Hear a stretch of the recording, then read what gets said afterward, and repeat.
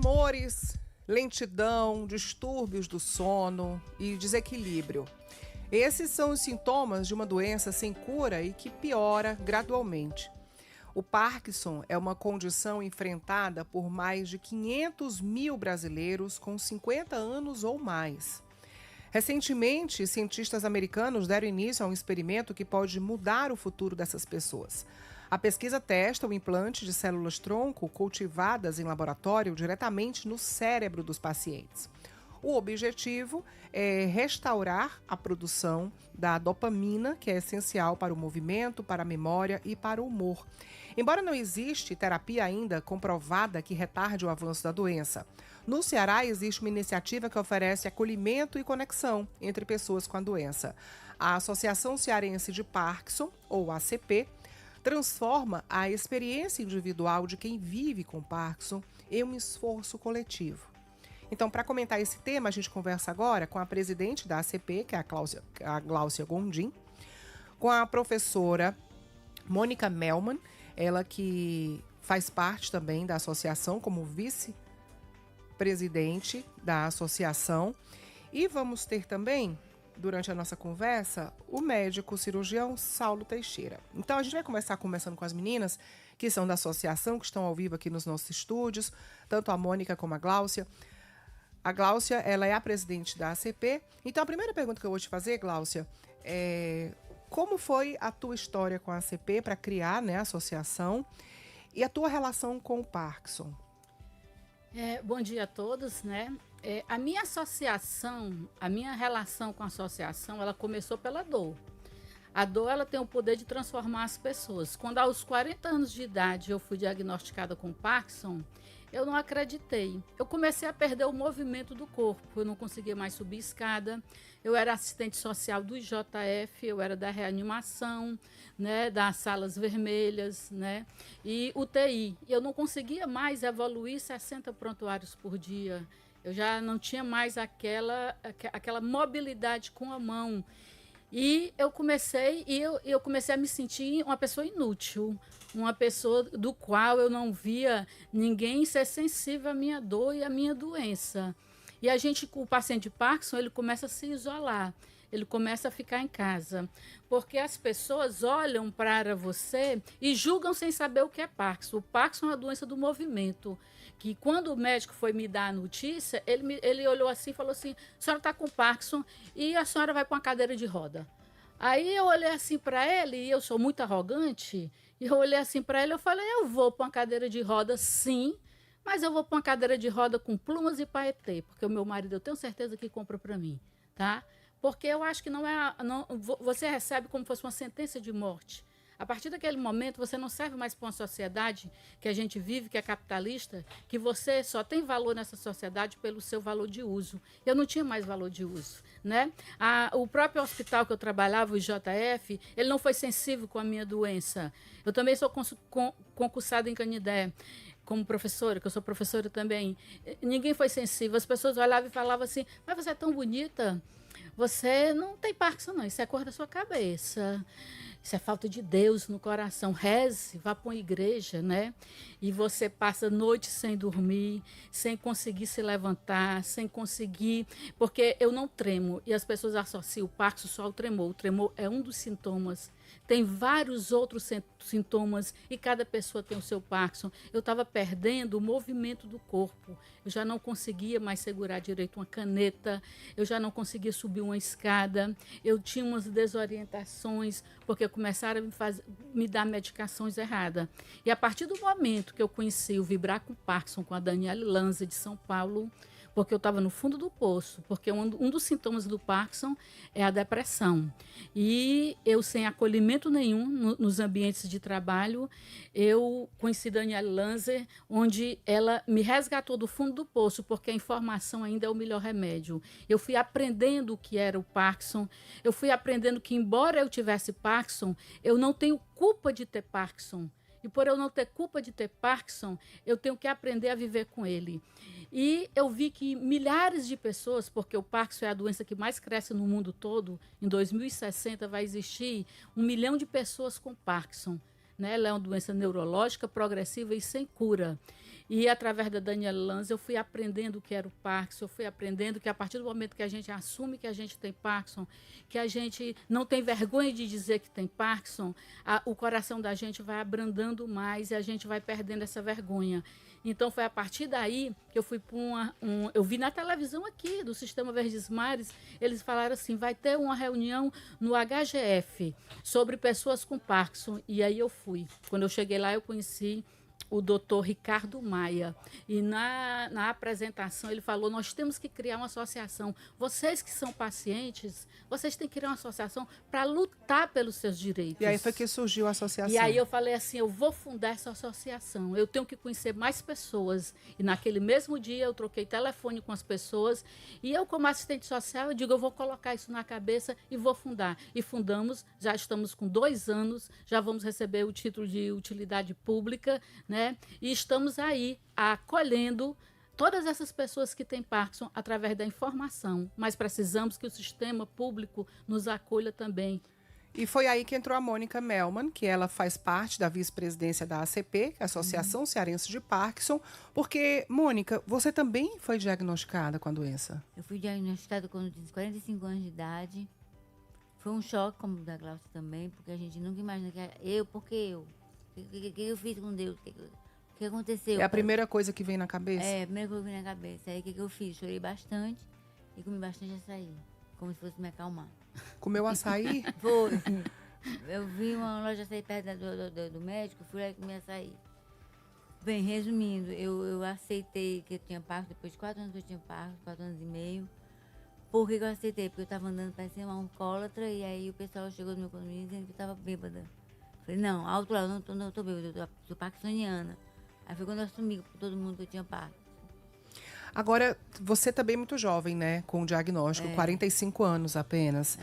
E como foi que você descobriu a associação? Você já conhecia? É porque eu faço parte do pessoal do HGF, do grupo do HGF.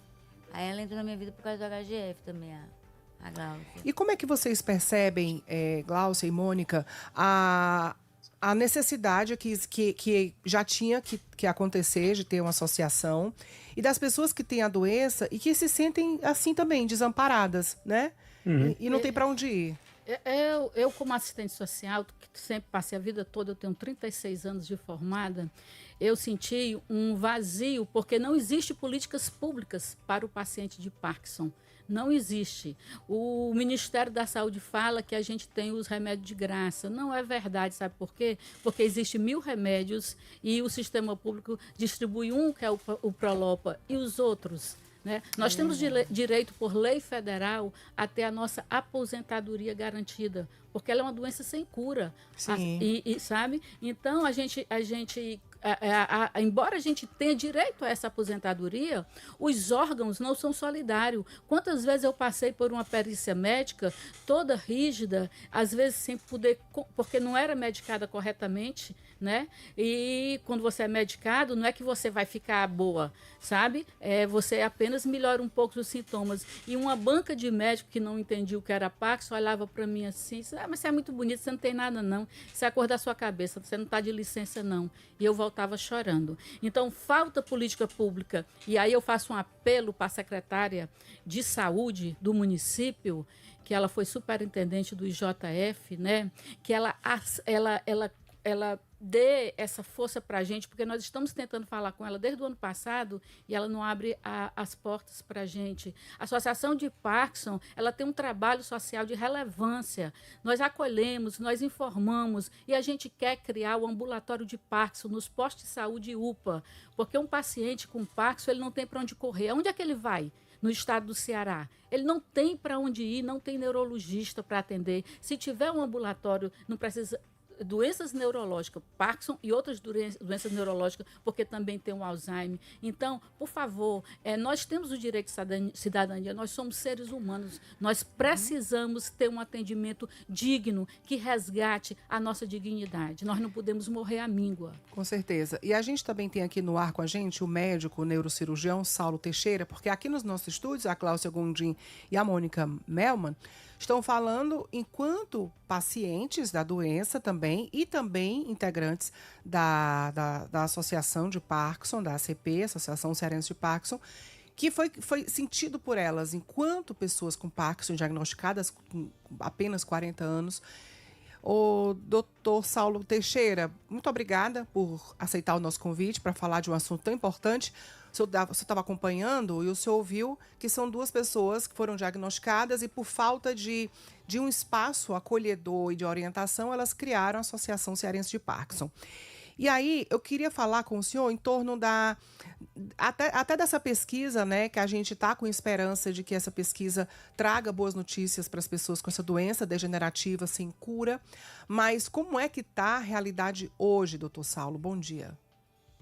Olá, Danila, bom dia, pessoal, tudo bem? Primeiro, eu queria aproveitar a oportunidade para parabenizar as meninas. A associação realmente tem uma importância fundamental aqui para o estado do Ceará e eu tenho a honra de ser amigo de alguns dos colegas médicos que participam como colaboradores. Vou citar Rafael Maia, também neurocirurgião, como exemplo. A doença de Parkinson, ela infelizmente o paciente com Parkinson ele passa por esses desafios, uma certa peregrinação, às vezes, entre médicos generalistas e até especialistas, né?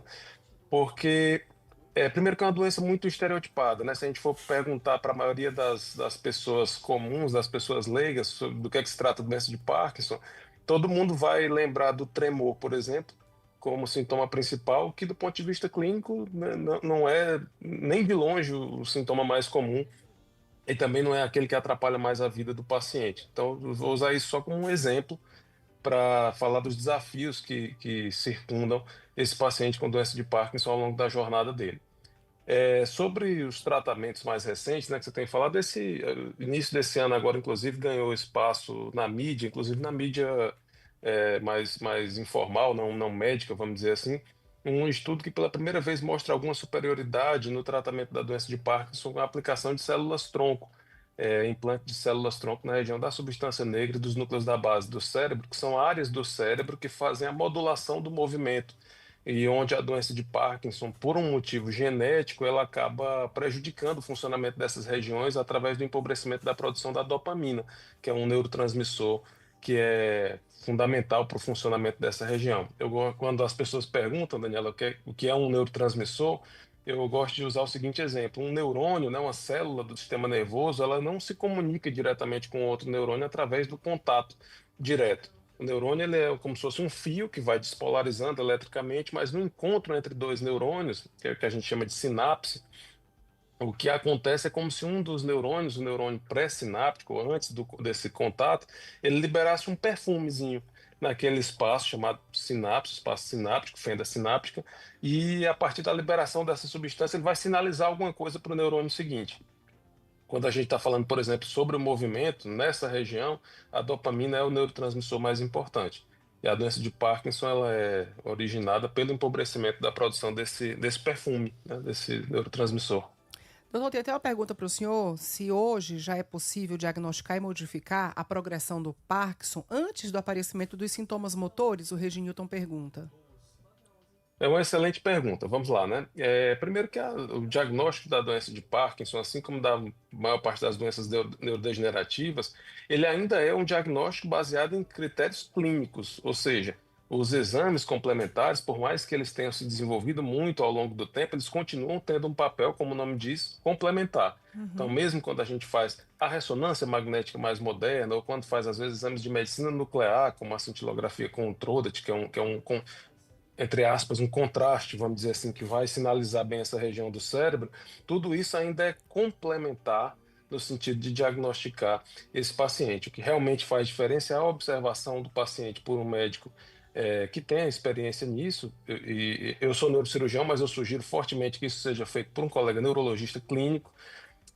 Além dessa observação, um exame neurológico, um exame clínico detalhado e a resposta à medicação, que no caso da doença de Parkinson também tem um papel fundamental. Sim. Então, isso sim caracteriza o diagnóstico da doença de Parkinson. No que diz respeito à progressão da doença, apesar de a gente ter muitos avanços no estudo de como essa doença se desenvolve ao longo do tempo, como acontece essa degeneração neuronal, até o momento que a gente ainda tem, vamos dizer assim, de ponto pacífico, é que nada se compara a manter o paciente ativo. Quando eu digo manter ativo, eu digo não só com relação à atividade física, mas inclusive à atividade do dia a dia, ocupacionais, laborais, tudo isso é o que vai ainda modificar a evolução da doença. Todo o resto, como por exemplo as medicações, isso vai mais, vamos dizer assim, tornar possível que o paciente conviva com aqueles sintomas e evitar complicações ao longo da evolução dessa doença. Sim. Mas eu não posso dizer que isso é o que vai determinar uma progressão mais lenta, por exemplo, dos sintomas, entende? Entendi, doutor. Bom, eu quero agradecer o senhor pela sua disponibilidade de, no feriado de carnaval, abrir esse espaço aí para conversar. Saulo Teixeira, médico neurocirurgião. E já as últimas palavras aí com as meninas no estúdio, com a Gláucia Gondim, que é presidente da ACP, da Associação Cearense de Parques, e com a Mônica Melman também, que é vice-presidente. Fala, Mônica. É o seguinte, em relação ao parto, para você não ter problema, para você melhorar um pouco, pelo menos para você não piorar, você tem que fazer muito exercício. Muito exercício. Tipo, eu descobri que tinha em 2016. Em 2016 eu já comecei a fazer uma assessoria de esporte. Hoje eu faço assessoria, faço pilates, faço academia, faço corrida de rua. Fui agora... Você tá cheia de medalha no seu peito. São Silvestre, né? São Silvestre, São Silvestre. na centésima. É ali a sua câmera, ali na frente. Para quem tá com a TV, eu tá... Olha, finalmente eu fui para a centésima, já fui a 3 fora essa. Eu me movimento o máximo que eu posso. É preciso se movimentar, né? É preciso, porque o meu médico disse assim para mim, doutor Nilson, o parto tem medo de movimento. Então, se ele tem medo de movimento, eu vou fazer bastante medo para ele ir embora. Faz mais assim, É uma boa dica. né? Então, assim, eu acredito que você que tem parto pode fazer tudo que você quer, só de maneira mais lenta. Mas você pode. Porque toda vez que eu quero sair, sei lá, alguma coisa para fazer, eu tô porque o meu parto é o da marcha lenta.